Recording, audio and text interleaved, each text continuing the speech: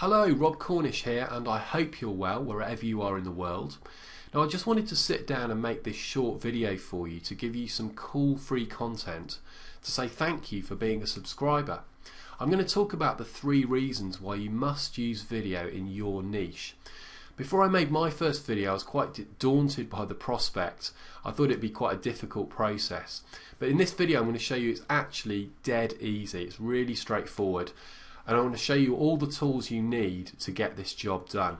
And by the way, these are the exact same tools that I use personally to create all the videos I do for my blog at gainhighground.com, and also all the videos I create for my various websites in different niches. So let's jump in and get started.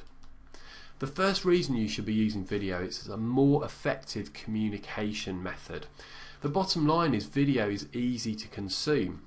Now it takes a certain amount of effort to actually read an article, but video on the other hand, you can sit at your computer, have a cup of tea or coffee, maybe a beer even, and just absorb the information as it's delivered to you. So it's very easy to consume. People also like being shown exactly how to do things. And I'm going to show you in a moment how you can use a screencast to show people on your computer screen exactly how to do a certain thing. So maybe use a piece of software, for example. So very powerful, and people love being able to see basically over your shoulder as you're working. I know I do, and I'm sure that you feel the same as well. Video also adds personality to your marketing. This is something that writers struggle with, but when you have video, you can, especially if you're talking on that video, you can really establish a rapport and build that level of trust that you want to build as a marketer with your audience. So very powerful communication. The second advantage, and the reason why you should use video, is there's less competition. Now, right now, less marketers are doing video than doing articles. I think that will change because as time moves forward, people will start to see the real power of video, and there'll be more video marketing going forward. But it's certainly true at the moment that you can get much better rankings in search engine results for your videos than you can for articles. So for an example, I started a website a few months ago for a niche, and the website was say two weeks old, and I created a literally very short video, literally 1 minute long, just with slides in a presentation just like this. I uploaded it to YouTube, added some standard music from the YouTube library, so for free, that didn't cost me anything. So published that to the web, to YouTube, and within 2 days that video was ranking on the first page of Google. Now it's really quite difficult in comparison to do that with an article, whether it's an article on your blog or an article you've submitted to, say, e-zine articles. But because there's lower competition with videos, it gives you a much better chance of being up there in page 1. So very powerful. Now creating videos is easy. There's essentially just 2 steps that you need to follow. The first is create some slides in a presentation. So exactly like this presentation that I'm talking you through right now. The second step is click record and start talking. So it's very straightforward. Now what you'll often find is that it's much quicker to produce a video than an article, and I certainly find this now. Although I have to say that when I first started out, it took me longer to produce the video, and I certainly had to do several takes in recording it before I was happy with the standard. But it's like anything, that when you start out things are harder, but very quickly you'll get better at it. So it's very straightforward, and really you just need some basic tools to get this job done. So let's just take a look at the tools you need for video creation.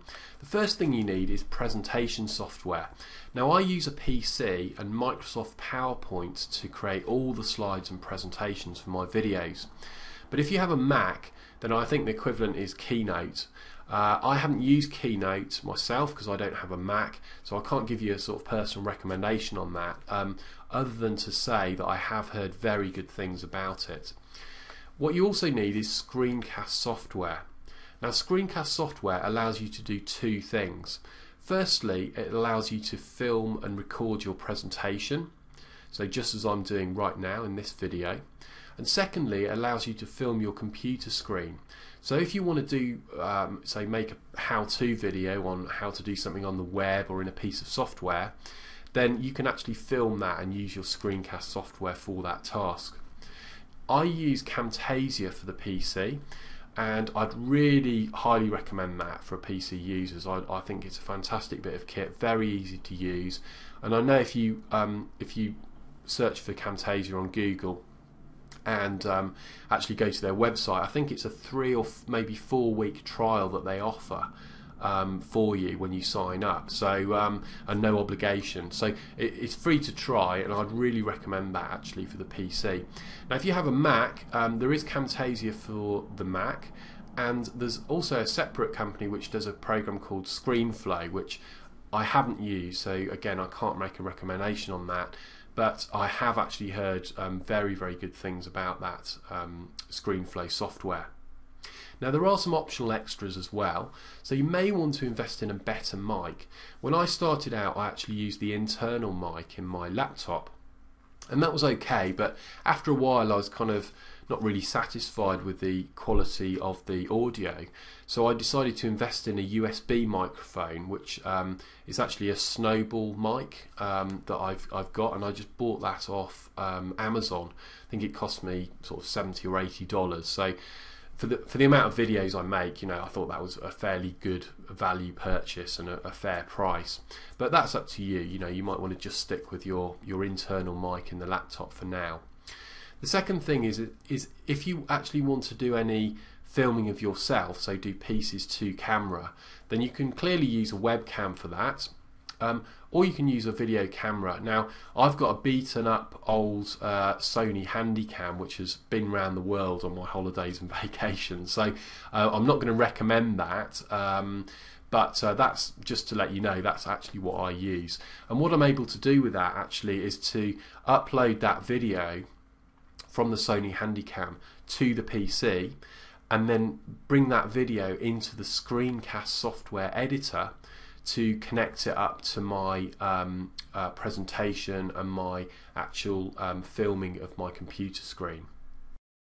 Okay, I just wanted to show you the Screencast software very quickly. This is the control panel for Camtasia, so it's as simple as just pressing the record button when I want to record, and then it goes to stop button obviously when I'm finished the video and I want to go and edit it. Now, if you're doing a presentation, it's just as easy. So I just go up here to PowerPoint. These are the slides I created for the presentation we've just been through, and this probably took me, I don't know, 20-30 minutes to create, so pretty quick. I just add a piece of clip art here, standard clip art from PowerPoint, so very straightforward. And then when you're ready to record your presentation, you have this Camtasia add-in which installs automatically with the software, and you can just click record there and it will just record your presentation, so very straightforward. So I hope you've seen the power of video. If you haven't used video before, get out there, download the software and start creating your videos. And if you're using video already, I think that you're on the right track, and use more of it because this thing is only going to grow over time. So thank you very much for watching this video. This is Rob Cornish from GainHighGround.com, and I'll speak to you soon. Bye bye.